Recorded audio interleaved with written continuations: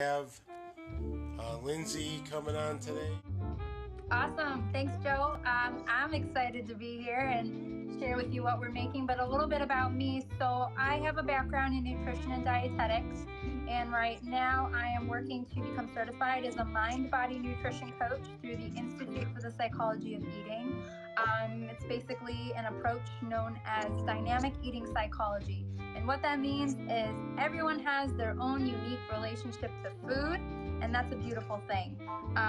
When I was in college going through my schooling and everything like that, I had my own personal challenges related to dieting and obsessing over food and my weight and comparing myself to others, and it sort of led into a nasty cycle of dieting and binge eating and this emotional roller coaster that I really didn't know where to turn or who to see or what to do. So that's what dynamic eating psychology focuses on.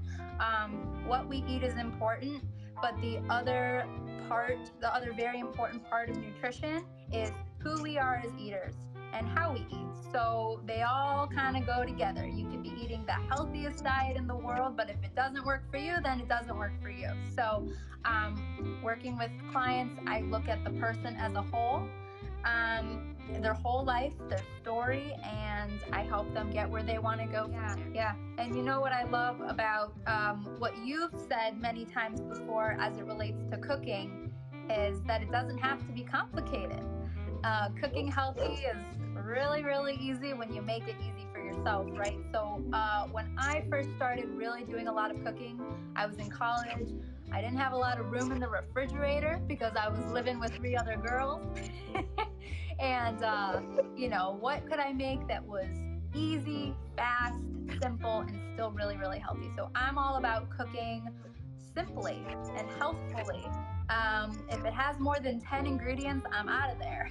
I don't want to deal with that. Yeah, so for anyone out there watching, if you're feeling discouraged because cooking takes a lot of time and it's stressful, that's why you'll come join Brunch with Joe on Sundays at 10:30, because he's all about simple and healthy, inexpensive meals. And so what we're making today, should I go ahead and share what we're making today? Okay, so this is a recipe. This is actually my 3rd time trying it. I don't follow recipes because I like to be an artist in the kitchen. So this is, I've made this one a few times and I've made it different every time, but it's an Asian inspired noodle dish. And the beauty of this kind of dish is you can totally customize it. So let me show you. So I've got udon noodles. That's kind of the base. Okay, and you can get this, I got it at Jewel in a package that looks like this, but you can get udon noodles pretty much anywhere. And I've already cooked them, so you boil them in water, you bring it up to a boil, and then you let it simmer for about 10 to 15 minutes, and then you rinse it with cool water, and when you're ready to eat it, you just heat it back up. So we're going to do that, but before we do that, I've got some vegetables that I'm going to saute. And this can really be whatever you want. I've done it with carrots, mushrooms, celery, anything under the sun. So today we're going to do snow peas. Nice. Okay. These thin little peas that are really yummy and crunchy. We're going to do shiitake mushrooms. And if you're like, I wouldn't know how to prepare or find a shiitake mushroom, it's not hard. It looks like this when you get it at the store, and all you do is, you rinse them in water and you just use your thumb and you gently pull away the little stem here. So then it's like this, and you can dice it up or however you do it. And then I had some leftover asparagus spears in my fridge, so I diced up some asparagus. Yeah, it's good for you. You can buy these pre-diced. I mean, don't stress yourself out over those things. I always encourage you to look at the dates, look at when it was packed and prepared. And I wouldn't keep fresh vegetables in the fridge for longer than a few days, like 3 to 5 days, because you want them to be fresh. But every all the produce is different. Like these snow peas I've had for over a week and they still look really good and fresh. So it really depends on what you've got. But I wouldn't recommend buying something if you're not going to eat it within a few days. Great advice. Yeah, so I'll go ahead and start. I've got a little sesame, well, I shouldn't say a little. Remember last week, Joe, I said, don't skimp on the oil. Yeah. And I don't measure. I just... Bring the camera over there and show us. Yeah. I got... can you see it? Nice. So that's sesame oil in there. What else? And garlic. So I just go to the store and I get minced garlic like this.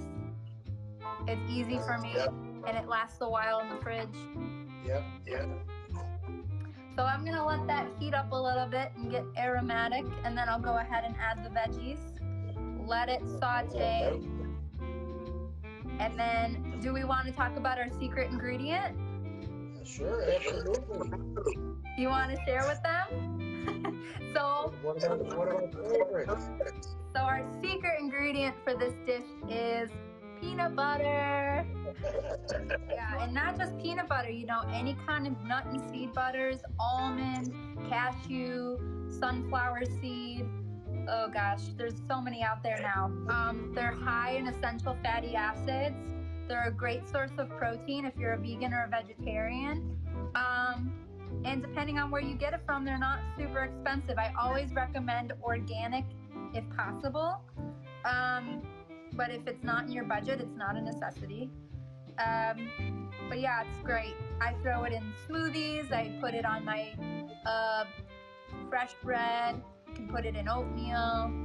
You can eat it on a spoon. It's so good for you. Yeah, right? I mean, sesame oil just brings out the flavor of everything. I've noticed. I've been using it a lot more recently. Me too.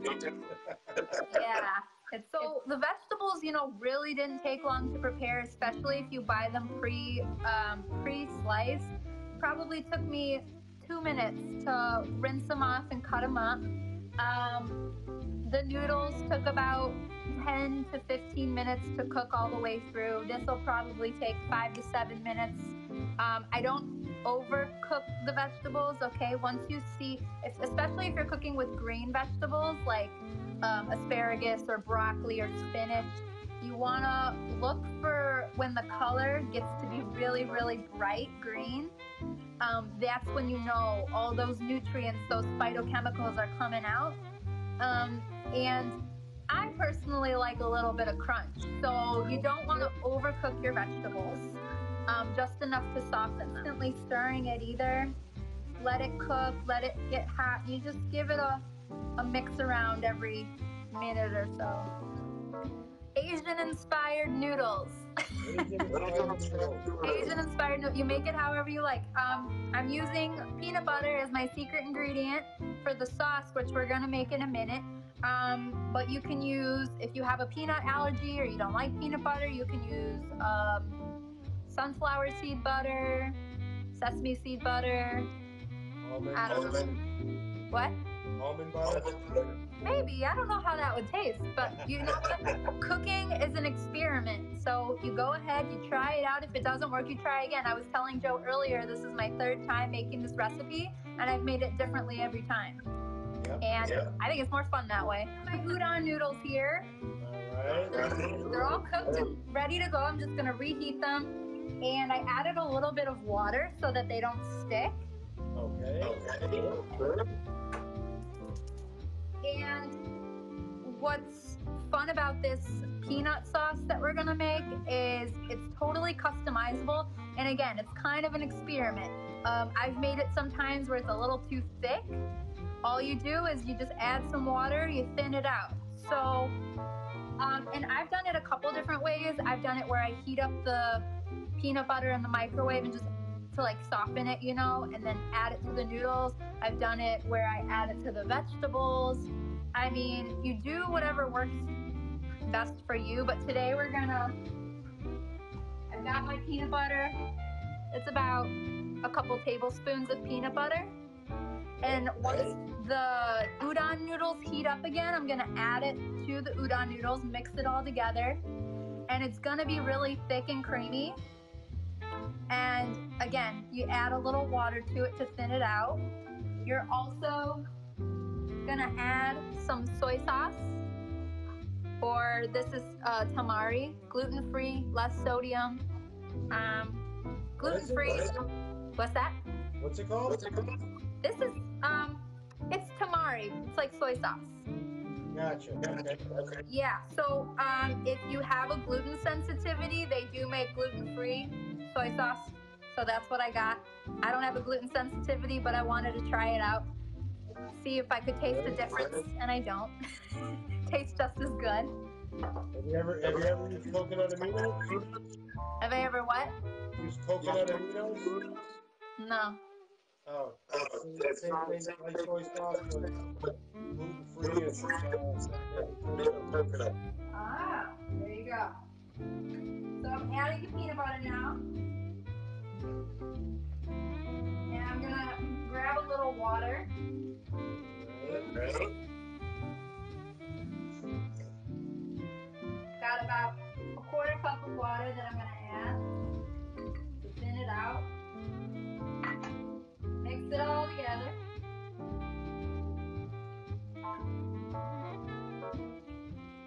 And I'm gonna bring the temperature back up so that the noodles heat. Okay. I'm gonna add a little soy sauce. Like a couple tablespoons. Nice. Can't get enough soy sauce.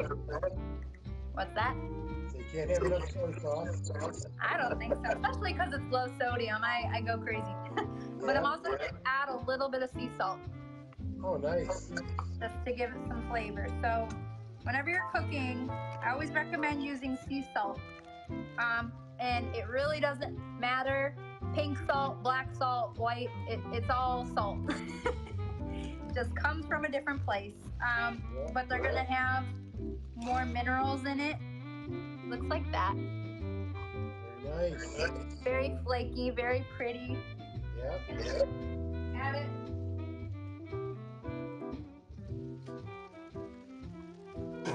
And what I did over here with the vegetables is I covered it with a lid just to kind of make the cooking process a little faster, so it kind of steams in there. And I'm going to add a little salt to that too. I actually turned the heat off because the pan's still really hot. So now they're just kind of cooking in there and steaming in there. Nice. Oh, Joe, can you smell it? I can hear it. Just wish I could taste it. So I've got a little char, but can you see Yeah. how green and colorful that is? All right. So it's nice and green. Yeah.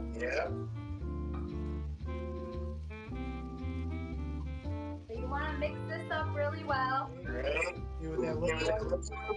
Huh? Can we see what that looks like? Yeah. So right now it's a little watery, Okay. but you can boil down the water. All right, then I'm cooking it up a little bit. Say that again.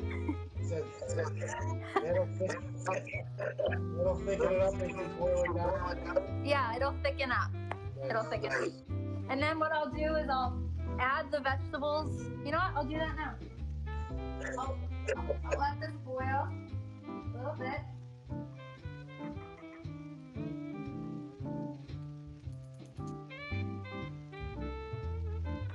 And that's it. I mean, it might take some time now for that to boil down, and then I'll add the vegetables to it. All right, can you make sure the noodles like No, I just made them. Can you, if you're short on time? Oh yeah. Once you cook the udon noodles, you want to put them in the sink, like in a colander, and right after they cook, you rinse it with cold water. So just a little bit of cold water to drain the noodles, and then you can put them in the fridge. They'll last a couple days. And to reheat it, you do what I'm doing now. You just kind of, you can either dunk it in boiling water to reheat it, or you can cook it on the stove like I'm doing now. Nice. Everyone can learn a whole version. Yeah, and I'm sure there's a ton of recipes out there using udon noodles. Traditionally, it's in a broth, like a soup almost. But you can make noodles like I'm doing now, just eat it like pasta.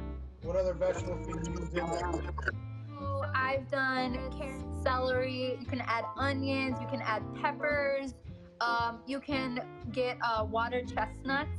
Have you ever had those? Oh, those are my favorite. When I was a baby, I used to call them chippies. Every time we'd get Chinese food, I'd say, "Can I have more chippies?" So I've added those. They're really, really tasty. They add a nice crunch to the dish. Yeah. So it's boiling down. It's getting all peanut buttery. Veggies are done already?